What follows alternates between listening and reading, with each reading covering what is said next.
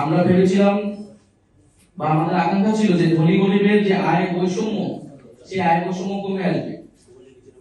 কিন্তু এই বাজেটে আমরা সেই আয় বৈষম্য কমানোর এমন কার্যকর উদ্যোগ দেখিনি। 15-16 বছর যে ফ্যাসিবাদী শাসন ব্যবস্থায় আমাদের শুধু রাজনৈতিক কাঠামোই ধ্বংসপ্রাপ্ত হয়নি, বরং ব্যাপকভাবে ক্ষতিগ্রস্ত হয়েছে বাংলাদেশের অর্থনীতি।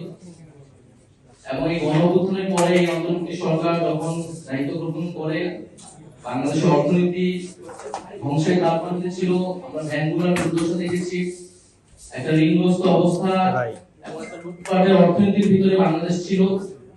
সেখান থেকে গণঅভ্যুত্থানের পরে অন্তর্বর্তী সরকারকে সারা দেশবাসীর প্রত্যাশা ছিল যে অর্থনৈতিক ব্যবস্থার একটা রূপান্তর ঘটবে এবং আমরা যে বৈষম্যহীন আর্থসামাজিক ব্যবস্থা, এই বৈষম্যহীন সমাজের জন্য প্রত্যাশা এই গণঅভ্যুত্থান, সেই গণঅভ্যুত্থানের আকাঙ্ক্ষার একটা ভীষণ অর্থনৈতিক রূপান্তরের একটা পলিসি আমরা এই বাজেটের মধ্যে দিয়ে পাবো।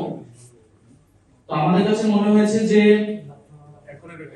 সরকার এই বর্তমান সময়ে যে অর্থনৈতিক সমস্যাগুলো, সেই সমস্যাগুলো তারা অ্যাড্রেস করতে পেরেছে, কিন্তু তার প্রপার সলিউশন বা স্ট্র্যাটেজি বা যেই ভিশনটার কথা আমরা বলতেছি বৈষম্যহীন সমাজে, সেইটা এই বাজেটের মধ্যে দিয়ে আসেনি। এটা এক বছরের জন্য বাজেট হলেও সেটার বাস্তব ভিত্তিক হলেও কিন্তু সেটার নতুন বন্দোবস্তের যে আকাঙ্ক্ষা, অর্থনৈতিক রূপান্তরের যে আকাঙ্ক্ষা, সেই আকাঙ্ক্ষার পূর্ণ প্রতিফলন ঘটেনি বলে আমরা মনে করছি। যেহেতু আগের যে অর্থনৈতিক কাঠামো, যে লুটপাটের অর্থ এবং ঋণগ্রস্ত অবস্থা ছিল, সেই অর্থনৈতিক বাস্তবতায় সরকারকে পরিচালিত হতে হচ্ছে এবং বাজেট প্রণয়ন করতে হয়েছে। ফলে সেই কাঠামোর ভিতরেই এই বাজেটটা প্রণয়ন করা হয়েছে এবং সেই আগের অর্থনৈতিক কাঠামোর অনেক ছাপ এই বাজেটের মধ্যে দেখা যাচ্ছে।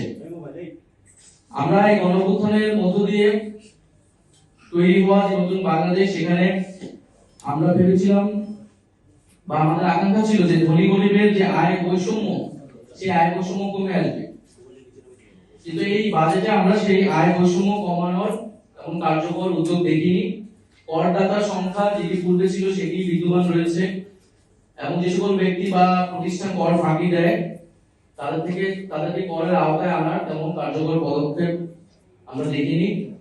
এর ফলে নিম্নবিত্ত এবং মধ্যবিত্তের উপর যে চাপ ছিল, করের চাপ, সেটি কিন্তু অব্যাহত থাকবে। কিছু পণ্যের, নিত্য প্রয়োজনীয় পণ্যের কর কমানো হলেও আমাদের কিন্তু তাদের উপর যেই চাপ, সেই চাপ কিন্তু গুণগতভাবে আসলে কমবে না। দ্বিতীয়ত আমরা বলছি যে এই জুলাই গণঅভ্যুত্থান শুরু হয়েছিল বেকার সমস্যা থেকে, কর্মসংস্থানের আন্দোলন থেকে কিন্তু এই গণঅভ্যুত্থানের সূত্রপাত। ফলে তরুণদের ব্যাপকভাবে প্রত্যাশা ছিল যে আমাদের যে বেকার সমস্যার সমাধান এবং কর্মসংস্থান বৃদ্ধির জন্য উদ্যোগ থাকবে, কিন্তু আমরা সেটি দেখতে পাইনি। গত এক বছরে 26 লক্ষ বেকার বৃদ্ধি হয়েছে, কিন্তু কর্মসংস্থান বৃদ্ধির জন্য যে বিনিয়োগ বাড়ানোর প্রয়োজন ছিল সেই ধরনের নীতি গ্রহণ করা হয়নি, বরং ব্যাংকের উপর যে নির্ভরশীলতা সেটি অব্যাহত রয়েছে, আগের আমলের মধ্যে ধারাবাহিকতা রয়েছে। ফলে এই বাজেট থেকে বা এই অর্থনৈতিক পলিসি থেকে আসলে যে কর্মসংস্থান বৃদ্ধি হবে বা বেকার সমস্যা নিরসন হবে কার্যকরভাবে, সেটা আমরা মনে করছি না। শিক্ষা, স্বাস্থ্য এবং বিজ্ঞান প্রযুক্তি খাতে তেমন নতুনত্ব নেই, বরং শিক্ষায় ন্যূনতম 2% বরাদ্দ থাকাটা আমরা উচিত বলে মনে করছি এই সময়, সেটা 1.7% হয়েছে। একইভাবে স্বাস্থ্য বা অন্যান্য খাতেও সেই বরাদ্দ বৃদ্ধি হয়নি।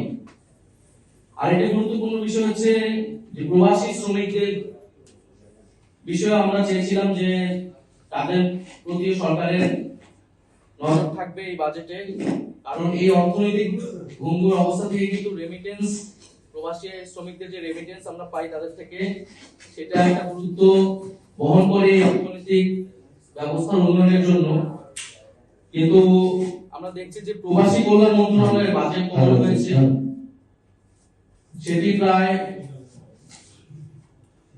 প্রবাসী কল্যাণ মন্ত্রণালয়ের বাজেট অর্ধেক করা হয়েছে এবং এটা আমরা নিন্দা জানাচ্ছি এবং আমরা মনে করি যে এই বাজেটটা প্রবাসী কল্যাণ মন্ত্রণালয়ের বাজেট কমানো উচিত না, কারণ এই আমাদের প্রবাসী ভাইয়েরা তারা কিন্তু নিজেদের উদ্যোগে বিদেশে যায়, দেশের এই প্রবাসী কল্যাণ মন্ত্রণালয় থেকে যতটুকু সুযোগ সুবিধা তাদের দেওয়া হয় সেটিও যখন কমানো হয়, তখন আসলে এই সরকারের আসলে প্রবাসী ভাই বোনদের উপরে আসলে তাদের উদ্যোগ কি সেটি পরিষ্কার হয় না।